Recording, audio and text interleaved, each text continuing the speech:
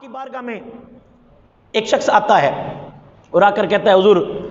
آپ بہت بڑے شاعر ہیں، آپ بڑے اچھے اچھے کلام لکھتے ہیں، تو مہربانی فرمائیں یہ نان پارا، یہ ایک علاقہ ہے نان پارا، وہاں پر ایک چودھری صاحب رہتے ہیں، تو آپ ایک کوئی نظم ٹوٹی پھوٹی کوئی کلام ان کے نام کر دیں، ان کے نام کی نظم لکھ دیں،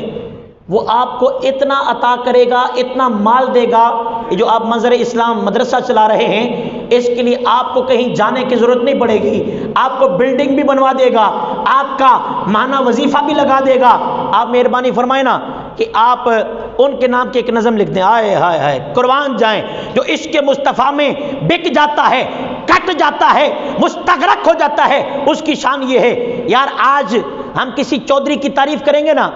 وہ کیا کرے گا؟ 1000 روپے دے دے گا، 2000 روپے دے دے گا، 4000 دے دے گا، 10000 دے دے گا، 1 مرلہ زمین دے دے گا، 10 مرلے زمین دے دے گا۔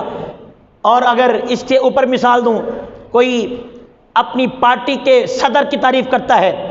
اسے منسٹر بنا دے گا، اسے کوئی وزارت دے دے گا، اسے کوئی عہدہ دے دے گا۔ اعلیٰ حضرت کا قربان جائیں، چودھری آ کر کہتا ہے، چودھری کا کمی، کہ آپ ہمارے چودھری کی شان کے اندر ایک نظم لکھ کے دیں، آپ کو بہت نوازے گا۔ اعلیٰ حضرت فرماتے ہیں کرو مدح اہل دول رضا،